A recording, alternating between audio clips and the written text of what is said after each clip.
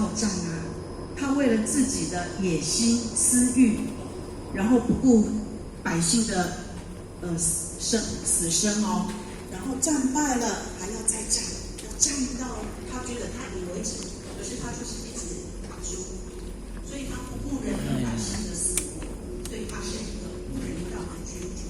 所以孟子曰：“不仁哉，良惠王也。”那人君是什么？人君，像西汉时期有个汉文帝，西汉时期有一种刑法叫做肉刑。各位前贤知道肉刑是什么吗？知道吗？知道。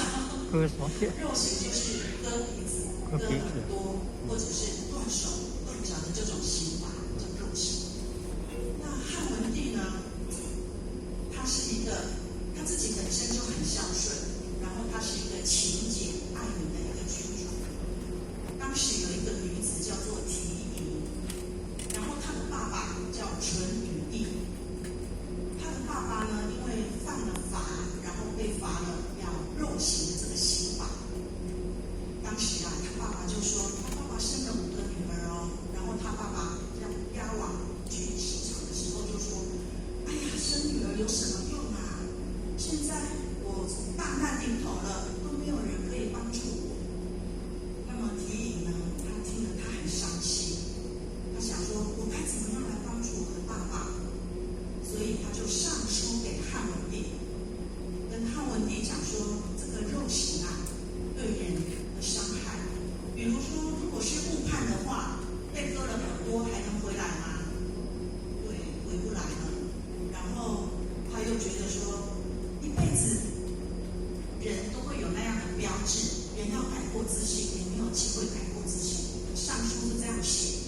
那汉文帝看了以后呢，他觉得他被这个缇萦的孝心所感动，然后他自己也深刻的反省，他觉得要给人民要有改过自新的机会，这种肉刑呢是不可逆的伤害，也就是说你误判了，割了就割了，没有办法找回来，所以他就废除了这个肉刑，所以他是一个人君，历史上的人君。所以不仁跟人之间差在怎样？就差在说你能不能够以民为重，能够宽厚待民，给人民一个恩惠。那你道左人主者，还要有一个德政。孔子也有说啊，在《论语》的为政篇，为政以德，譬如北辰，居其所而众星拱之。为政以德啊，德就是要用道德来教化人民。那不仁德的政策呢，其实损害的是千千万万的老百姓。在1957、1958年的时候，那个时间或许是还没出生啊。那时候中国大陆他们实行了一个政策，叫做大炼钢、大跃进，就是大炼钢。他们的想法就是说，他们要赶英超美，他们要赶上国外，所以就叫农夫啊，田不要种了，我们来炼钢铁这样子。结果呢，这个钢铁农民都不种田了，大家就跟着政策这样去炼，就把家里面的锅碗瓢盆啊什么都拿出来做炼钢铁。那其实这样的钢铁出来合不合格？几乎都不合格，几乎不能用。但是呢，就造成了1959年到1961年的3年大饥荒。3年大饥荒死了多少人呢？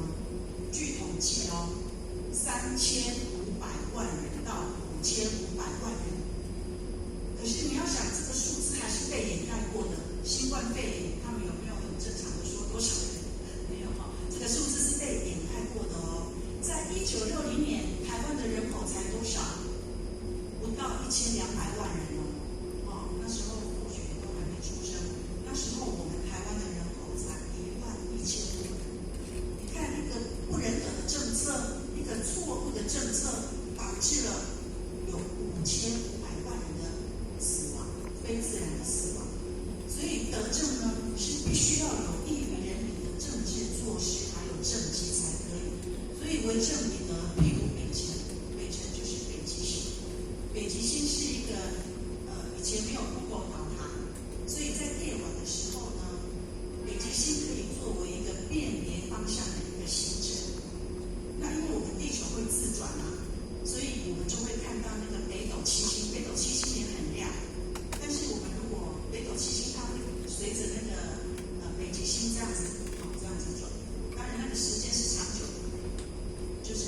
间，到这边一段时间到这边，但是北极星它就是固定在这里，所以居其所而众其谋之。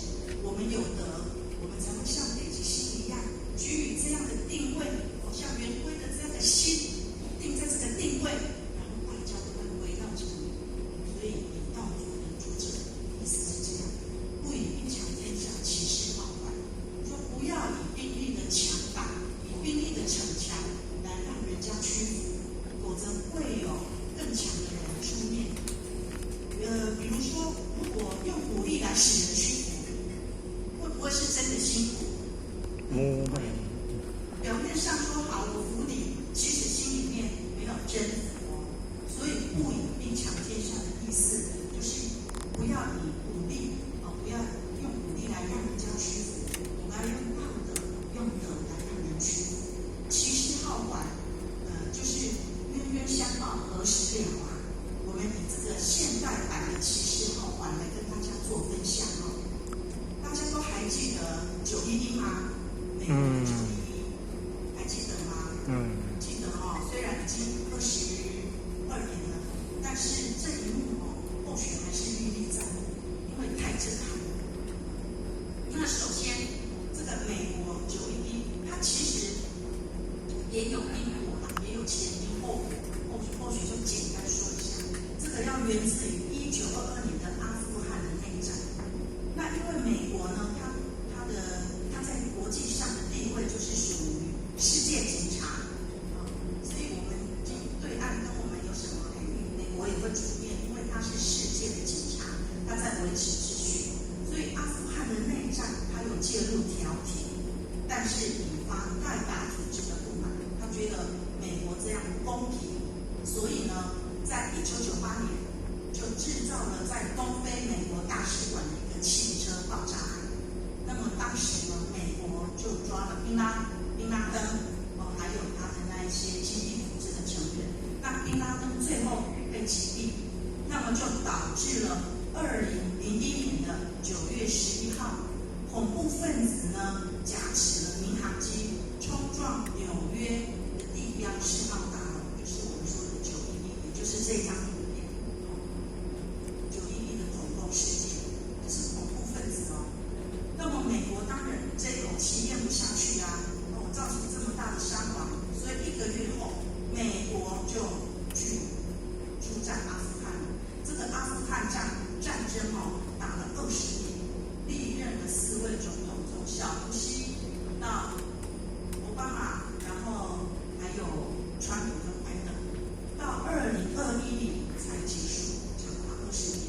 所以不以兵强天下，其势好缓。老子在2500多年前就已经把这么好的道理就